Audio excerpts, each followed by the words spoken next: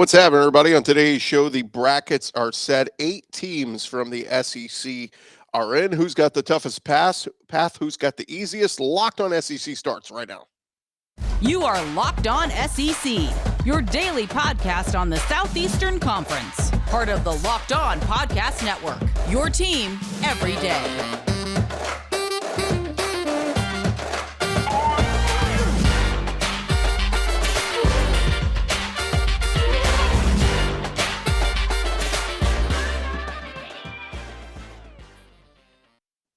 And what's happening, everybody? Welcome into Locked On SEC. It's great to have you guys along. I'm Chris Gordy. Thanks for making Locked On SEC your first listen every day. Remember, Locked On SEC is free and available on all platforms, including YouTube and at lockedonsec.com. Well, let's jump into it. Plenty to discuss as we start with the SEC champions, Alabama. Congrats to Alabama basketball running roughshod through the SEC tournament. And they did so in convincing fashion. They had a 23-point win over Mississippi State to get things started, an 11-point win over Missouri. That one was a little bit closer for a bit. And then a 19-point decisive win over Texas A&M, clearly the second best team in the SEC West much of the year. A 19-point win over A&M in the SEC Conference Tournament Championship. Brandon Miller was outstanding yet again. He averaged over 20 points a game throughout the tournament. But he had 23 points, 12 rebounds, 4 assists, and 3 steals in Sunday's tournament championship. Javon Quinterly, he added 22 points. Charles Bediako, he had 12 points and 13 boards. And Noah Clowney with 9 points and 11 boards. Bama, they were the best team in the SEC all season. And they were once again the best team in the SEC tournament. And even amid all the midseason controversy with Brandon Miller and, of course, the fatal shooting involving teammate Darius Miles, this Alabama team has continued to answer the call and play unbelievably well. And they've been fun to watch in leading Alabama to their win over Missouri on Saturday. Brandon Miller, he set a new school record, passing Colin Sexton for the most points scored by a Alabama Crimson Tide freshman in a single season. Bama's just been dominant. They have been so good. They never lost a home game all year long. In fact, their most recent losses came in hostile road environments at Oklahoma, at Tennessee, at A&M. And now they're going to play in neutral courts throughout the tournament. And we'll see how they play throughout. Keep in mind, they also set a school record for most wins in a season with 29. And for the first time in program history, Alabama is a number 1 seed, the top seed in this tournament. They will play in the South region. We'll get to that in just a little bit. But looking at the latest odds out there, depending on what sports book you look at, we recommend FanDuel. Alabama right there at the top. It's Houston, Kansas, and Alabama kind of as the 3 best odds. The latest ones we're looking at right now has Houston as a slight favorite over Kansas and Alabama. Alabama at 8-1 to win the championship. It's pretty good odds. I'd say they got as good a chance of anybody. Again, just so impressive. Congrats to Nate Oates. And again, you can respect what Alabama did all year long and also say that maybe they didn't handle the Brandon Miller thing perfectly when it comes to PR and all that kind of stuff. Some people thought he should have sat for a couple of games, been suspended. They opted not to. But whatever the case is, this team is going into the tournament with one of the best chances of anybody to win the whole thing. And think back to a couple of years ago, Anthony Grant, and all the different coaches Alabama has had to go through. And Nate Oates has got this team in as good a chance of anybody try to take home a championship. We know how used to it they are in football. But now Alabama basketball elevating themselves with an opportunity here to take home a crown. It's not going to be easy. Just because you're the best team throughout the whole regular season does not mean much of anything once you get into the NCAA tournament. Anybody can beat anybody on any given day. But Alabama, at least, has been the best team I've seen all year long. Them in Houston But Houston dealing with an injury to one of their key players in Marcus Sasser. See how much that hurts them. We'll get to the tournament in a little bit, but speaking more on the SEC tournament, let's give some props to Buzz Williams and the Texas A&M Aggies. For the second year in a row, Buzz took his guys to the SEC title game. Last year, they lost in the championship to Tennessee. This year, they lose in the championship to Alabama. But they did have some nice wins to get here, including beating Arkansas on Friday and then beating a red-hot Vanderbilt team on Saturday. Wade Taylor, Tyrese Radford, Dexter Dennis, they all scored in double figures in the loss to Bama. It was a nice season for Buzz Williams' bunch, going 15-2 in the SEC. We'll get to where they are seated and what their path in the NCAA tournament looks like in just a bit.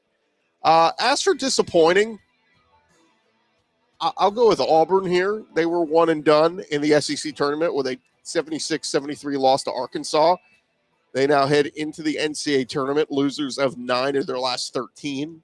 Granted, it was a very tough schedule, but and they got the big resume win at the end of the year against Tennessee. I kept saying for much of this year, what was Auburn's best win?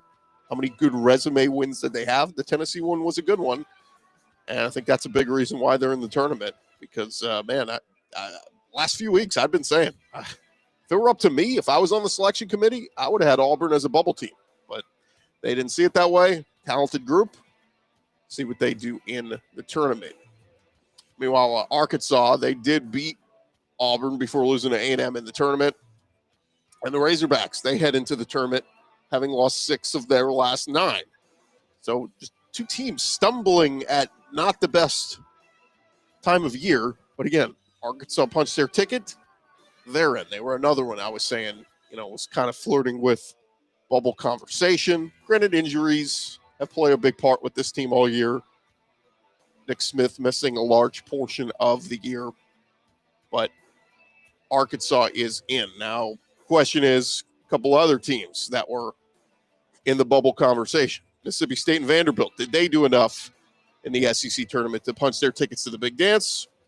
We're going to talk about that in just a second. Thank you guys for making Locked On SEC your first listen every day. And I want to remind you this episode is presented to you by our friends at Built Bar. The Built March Madness bracket is here. We know you have a favorite bar or puff, and now is your time to make it count. Go to BuiltMarchMadness.com to vote for your favorites. BuiltMarchMadness.com. You know that we will be voting for probably the cookies and cream bar or puff. And if you want the SEC to win, and you'll be voting for that bar, go support the conference, support your team, and support your favorite bar or puff. And when you vote for your favorite bar or puff, you will be entered into a drawing where 50 lucky Locked On listeners are going to get a free box of Built Bars. Not only that, but one Locked On fan will get a 12-month, year-long subscription to Built Bar to have Built's best bars or puffs delivered monthly straight to your door. You got to try Built, the best protein bar ever. Seriously, they are amazing. You won't even know that they're good for you. And they're covered in 100% real chocolate. Run to BuiltMarchMadness.com right now.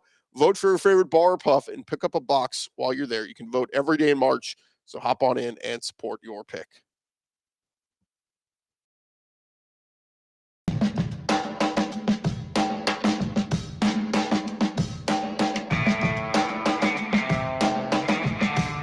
Along here, Locked On SEC, and diving back into the tournament conversation as we get into the teams that did make it. And we have to start first with a play-in team, and that is the Mississippi State Bulldogs. Tuesday night, it'll be 11-seed Pittsburgh versus 11-seed Mississippi State, the 8:10 p.m. Central on True TV.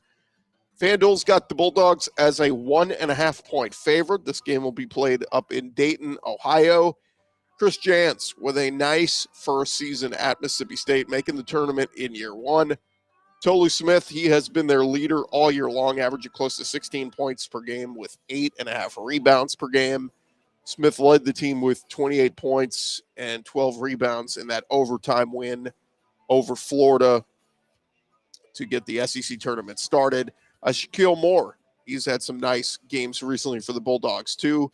So we will see if they can get it done with this Pitt team. Pretty good Pitt team.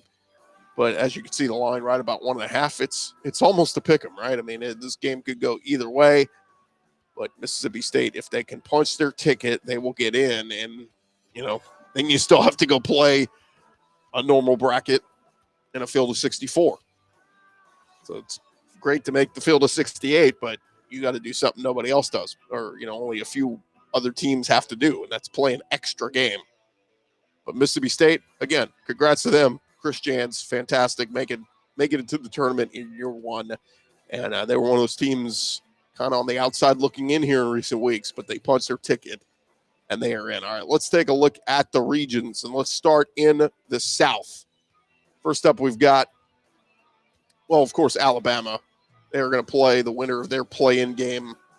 That is the winner of Texas A&M Corpus Christi or Southeast Missouri State.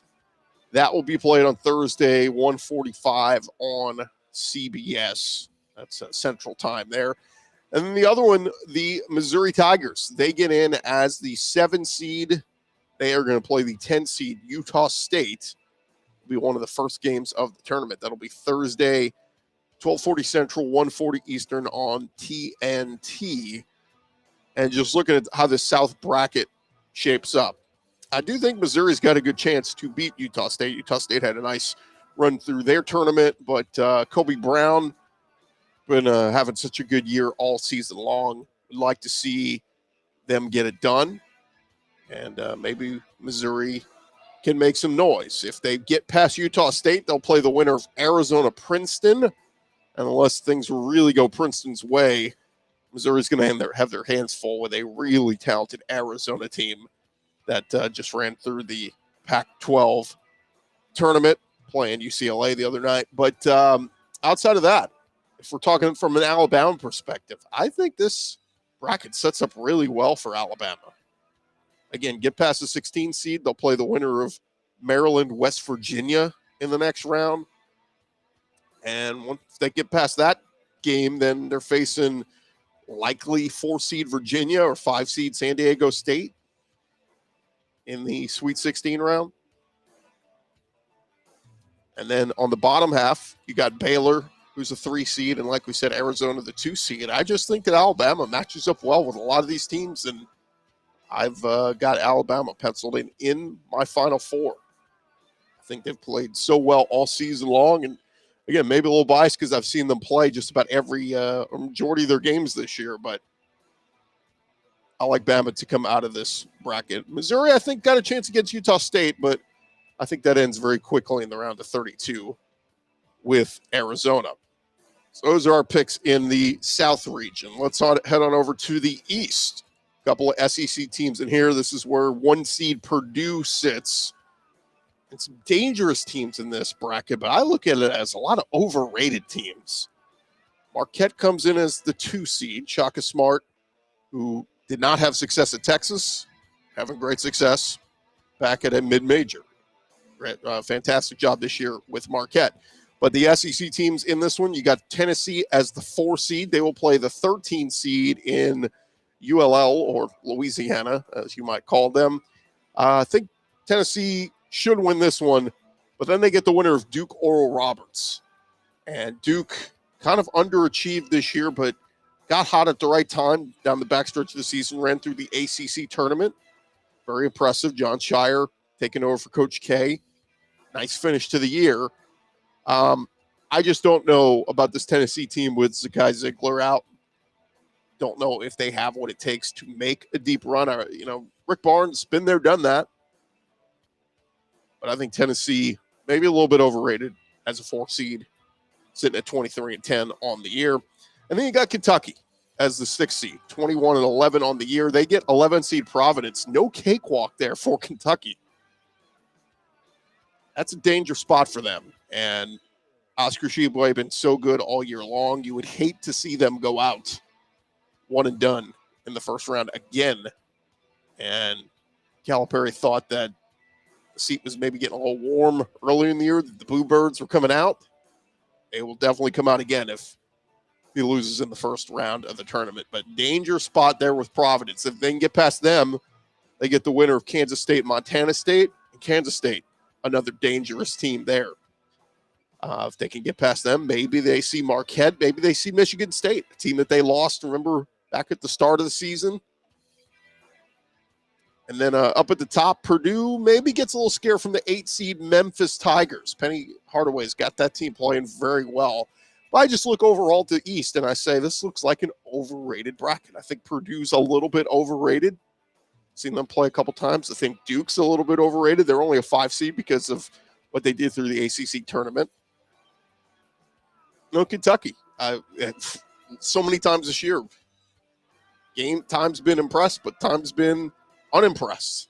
Losses to Vanderbilt. They didn't even put up a fight in the SEC tournament. One and done there. I think Michigan State's a little overrated. I think USC's a little overrated. So, again, maybe that's a good opportunity for Tennessee and Kentucky. If one of them can get hot, maybe they can run through this bracket.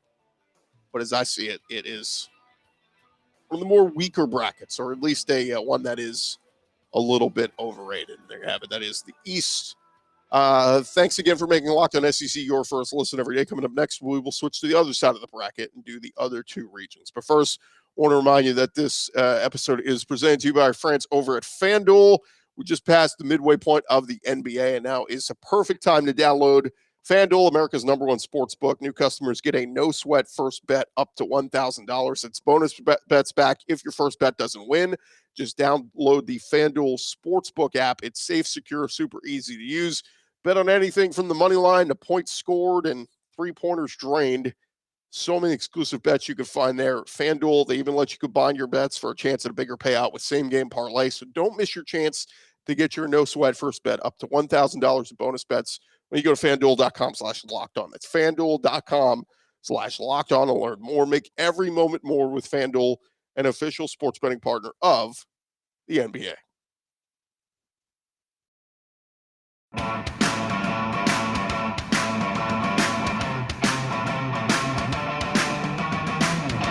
Continue on here on Locked On SEC. And before we get to the other two regions of the bracket, let's jump into a quick mention on who was snubbed. And that was Vanderbilt. Vanderbilt basketball did not qualify for the NCAA tournament. It was announced on the selection show Sunday evening. And a late season surge from the Commodores included winning 10 of their last 12 games, put them at 20-14.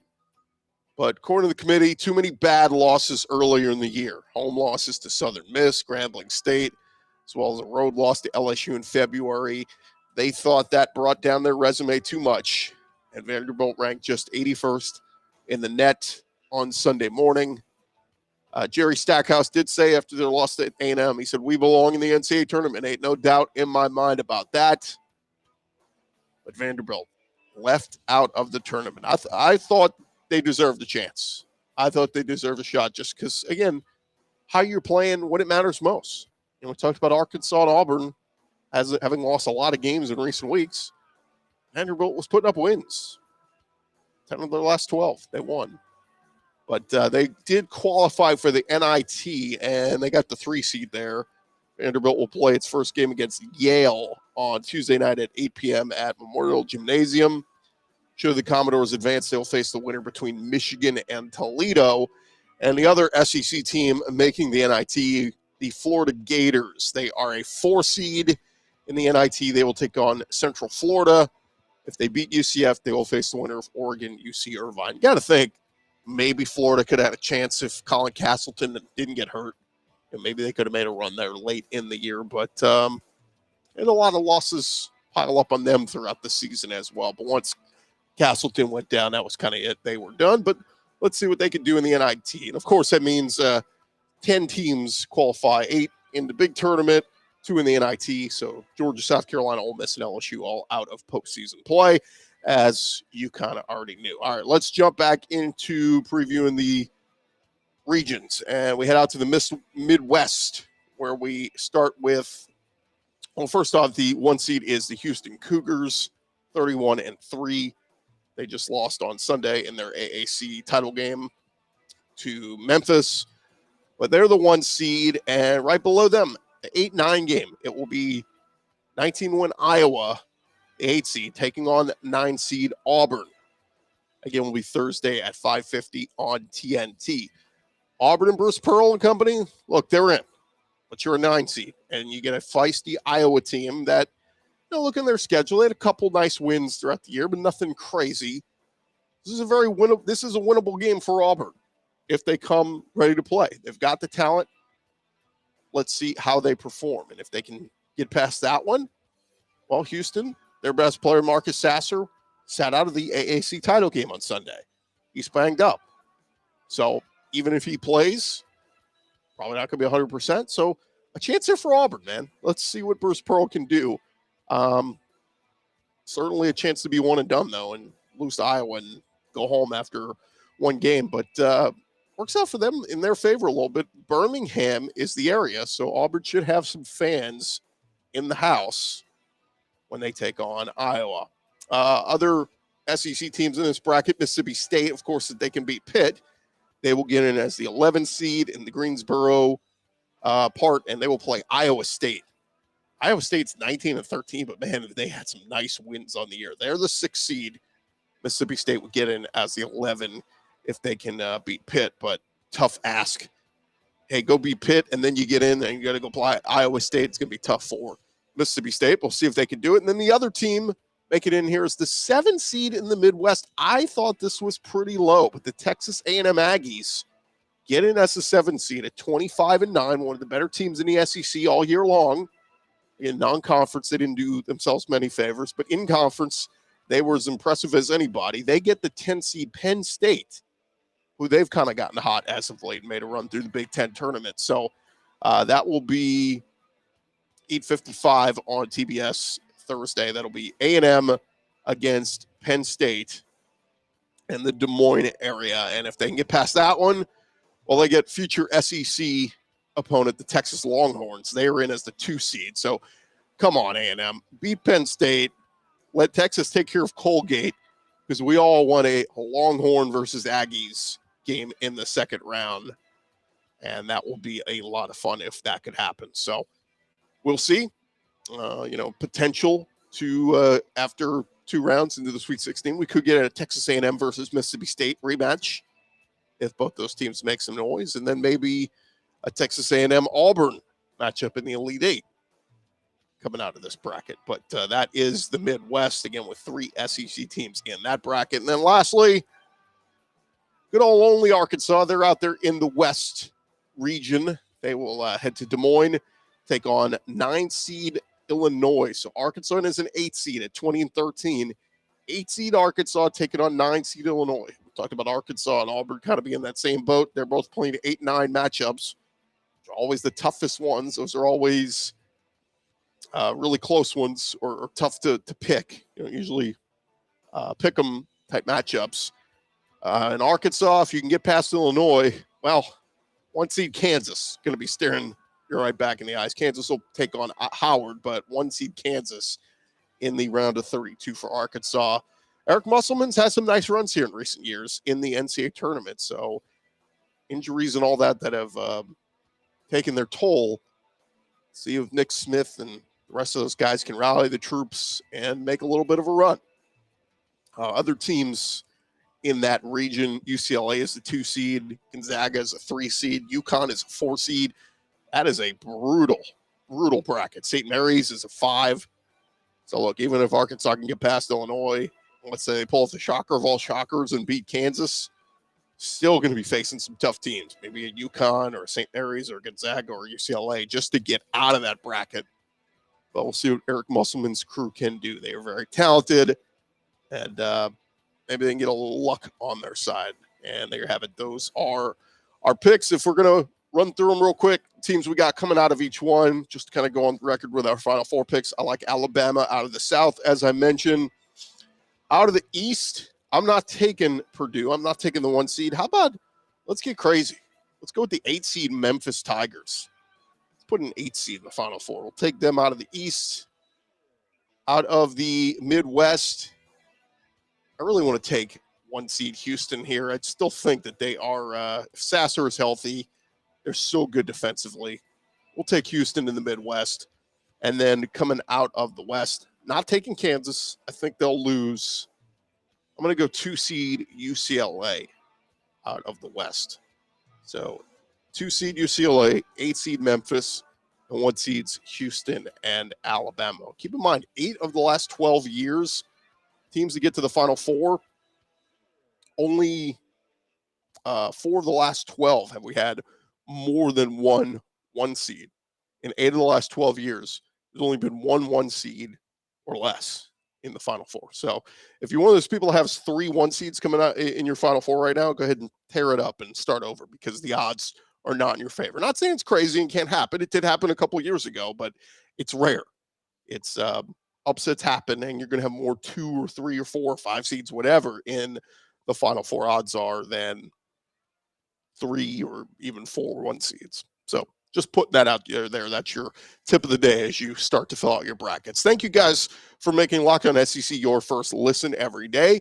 Now go make your second listen. Check out the Locked On College Basketball Podcast. Everything you need to know about college hoops and the tournament all in one place. Locked On College Basketball available on YouTube or wherever you get your podcasts. I'm Chris Gordy. This has been Locked On SEC. We'll talk to you guys tomorrow.